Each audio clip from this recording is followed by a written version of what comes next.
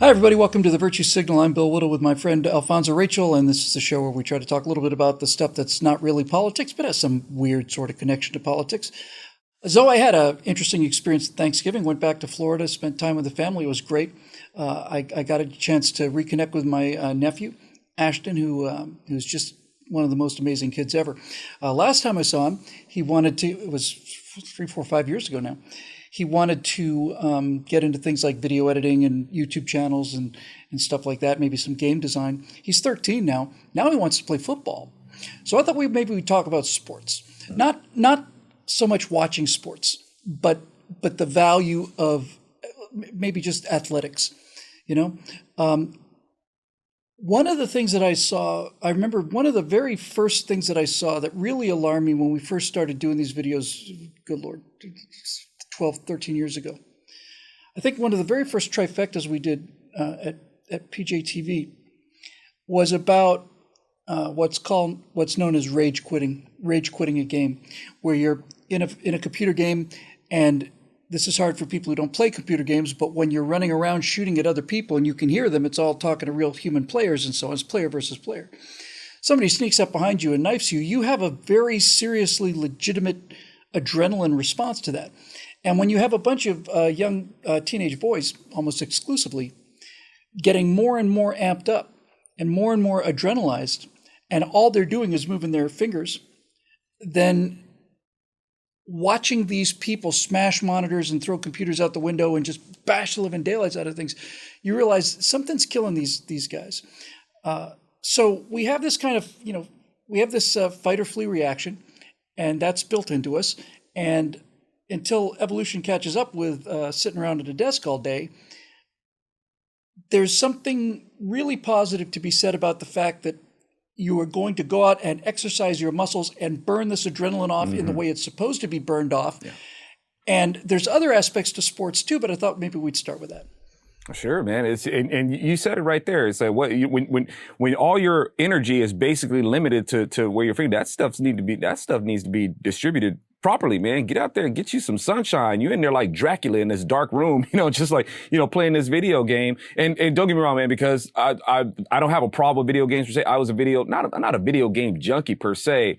But I did hang out at that arcade a lot, man. I had a buddy who worked there, man, and he would go in there and say, "Hey, man, don't worry about the coins." Those were great. I kind of missed those. Yeah, he was cool. He would just come in, just open the thing up, just ding, ding, ding, ding, ding, ding, ding, ding, go knock yourself out, man. I'd be. Oh, he just gave you like 30 credits, just hit the little man. switch? I would just throw down on Mortal Kombat like all day, so that was my jam, and, but you do have to understand that when these things, when you're caught up in the emotion of it, you want to win.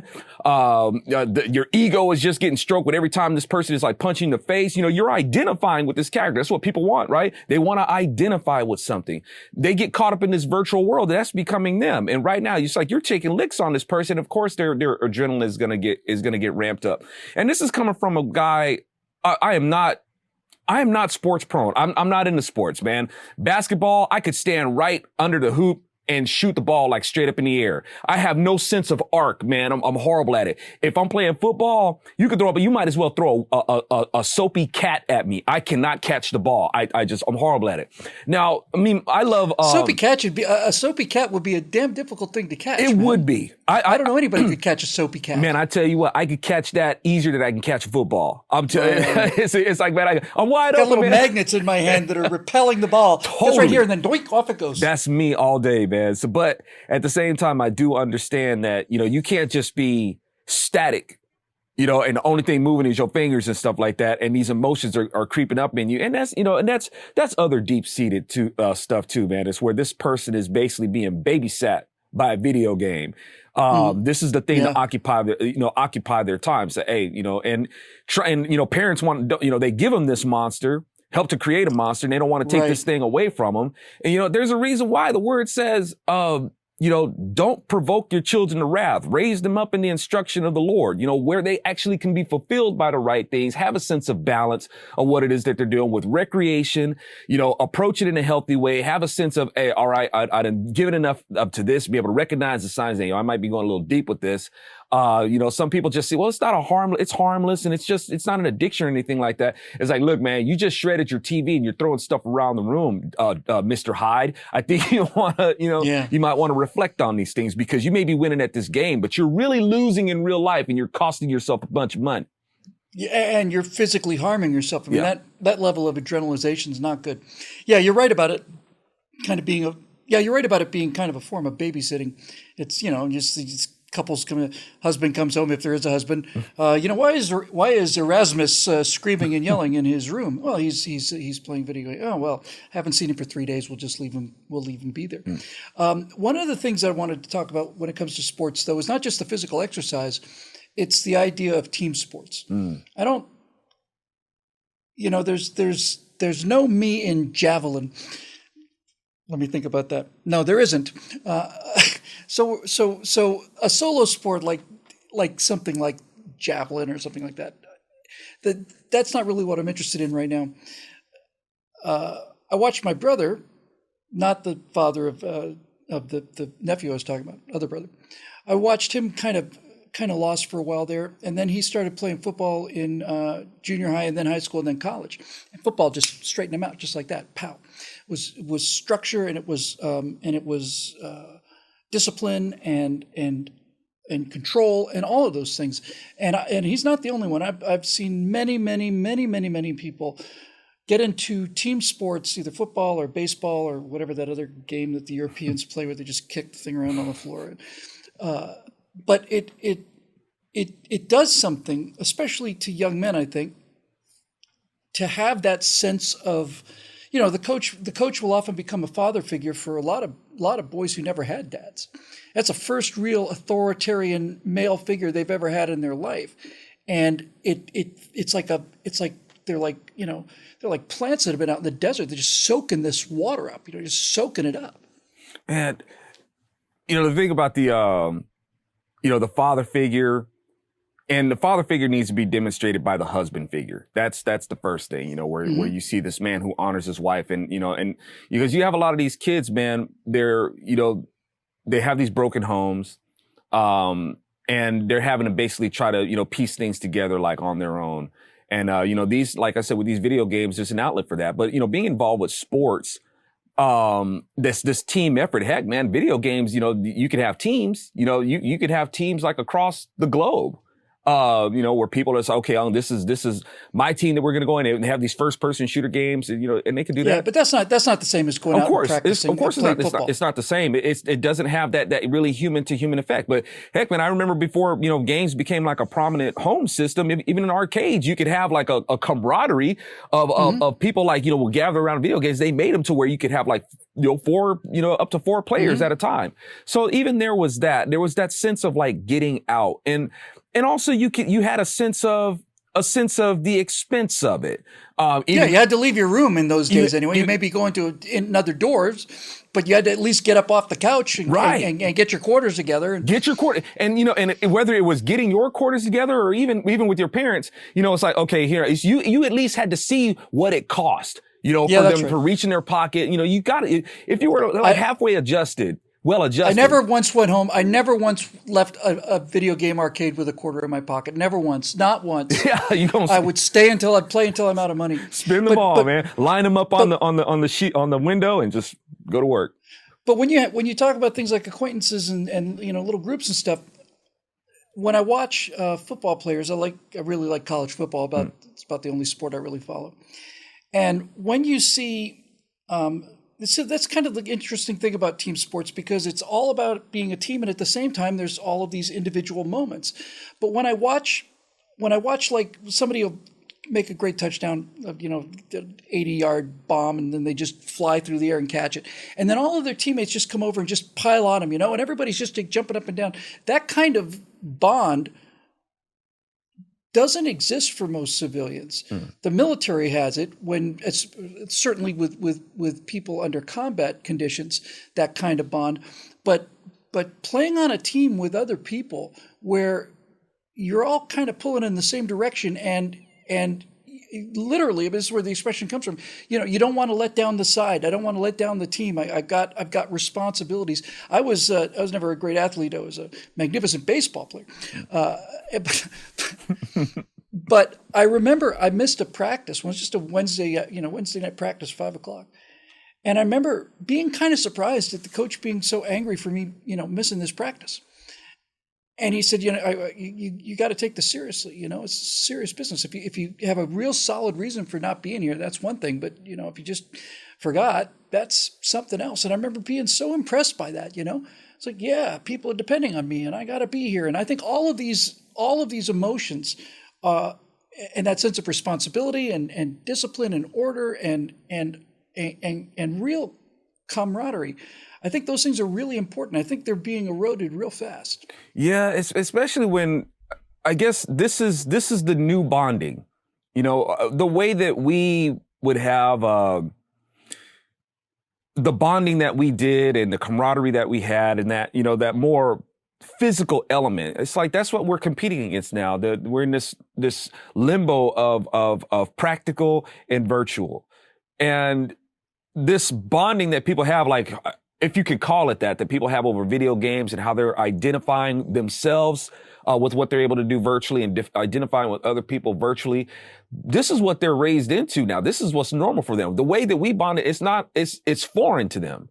And that's the kind of thing where, like, I was just thinking about this the other day, man. It's like the things that we're coming up with, what people are seeing is acceptable, or what they see as, what should be tolerant.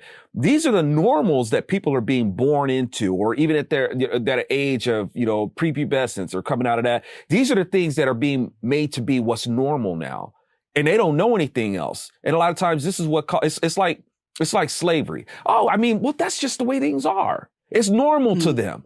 Yep. Is to see somebody else in servitude. That's just their lot in life. That's what they were made for. And today, we see these things coming up, and how these activities that seem to be, that's just the way things are, but they have this destructive effect.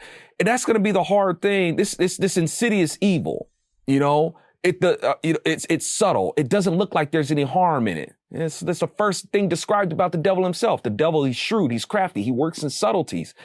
There's no harm in it. And before you know it, you got death, and just like you said, these people, it's like they're dying a little bit every time, it's like, man, what's happening to you? Lawnmower man? It's like, this is kind of like the effect that we're getting. But anyway, like I'm saying, man, this is like the new bonding. This is what's normal to them. How are we going to compete with that? Well, I'd like to get away from the video game aspect of it, because the team sport thing is the thing that I find to be the antidote to all of that stuff. Like I said, you got a real father figure, you got all of that real sense of connection. One of the things that impresses me the most, in team sports, every now and then you'll see a fight break out, or some kind of scuffle or something. I don't know if you saw the thing with LeBron James and was it Isaiah Stewart, where he just spent 5 minutes just going after him, But these are the exceptions, really. And one of the things I think that team sports can do is, you have to have a certain amount of emotional control, especially if you're going to play a sport like football, where people are hitting you all the time. They just stand there, and the same guy hits you again, and he hits you again, and hits you again, and hits you again. You would think that you would have fights on every single play, but that kind of emotional discipline is something I think that that sports brings to people that not a lot of people talk about. But you cannot just you can't rage quit a baseball game. Well, you can once, right? If you rage quit a baseball game, you're out in right field where they put all of the best players, and here comes a pop fly, and you got the thing right in the glove, and then just falls to the ground. If you throw your glove down and say, "That's it, I'm done," and storm off the field, you get to do that once, but you don't get to come back. You're not gonna come back on the team. No, the coach's not gonna let you back on the team. Not this year, maybe next year if you grow up a little bit. And so it gives you a lot of emotional texturing. Practice. Yeah, that's really the word I'm looking for, I think. Well, I think those kind of things, that keep a person from having such an emotional outburst, I think that's part of love of the game. It's tempered by love of the game. There's certain things that you accept. Like I said, I taught, martial arts for a lot of years, despite me not being a fan of, sports, but I taught self-defense. I didn't teach sports, martial arts. And in that, you're going to get hit a lot. And you accept that as part of the training, as love of the arts. Even my own students, man, have put the boots to me a couple of times. It's like, that can really bruise your ego. But even that, it's like, okay, but I love this. I love it that they're learning, right? Even when they can get something over on their instructor, man, it's like, I love it. You're growing, you'll be better than me. In whether it's boxing, you're getting hit in the face and in the body and stuff like that. But, you don't just, throw a temper tantrum because you got hit. Or in basketball, it's part of the love of the game. There's certain things you except me being a drummer, playing until my knuckles are bloody, things like that. You're just like, okay, well, it's not so much, I'm not a fan of seeing my own blood, but you love it. You're dedicated. This is, it's like, I want to get better. And I understand that, I'm not trying to abuse my body, but I know that there's an acceptable blood loss, in doing this. I'm not trying to make a sacrifice to my art or anything like that. It's just part of become, whether it's combat or whether it's even making music, you're going to deal with some pain, blood, sweat, and tears, right? There you go. If it's little pains, little pain. Now we're kind of getting to where I wanted to go with this. Yeah. I guess, the idea like, oh, you could get hurt out there. Yeah, that's exactly right. That's the point. Getting hurt is not the end of the world. Getting hurt is really kind of good for you. In a lot of cases, getting a little bit hurt is something you need to learn how to do. Physically hurt. Yeah. And like I said, there is no pain, no gain, if you will. Yeah. There's an acceptable amount of pain that you're going to go through if you're going to become stronger.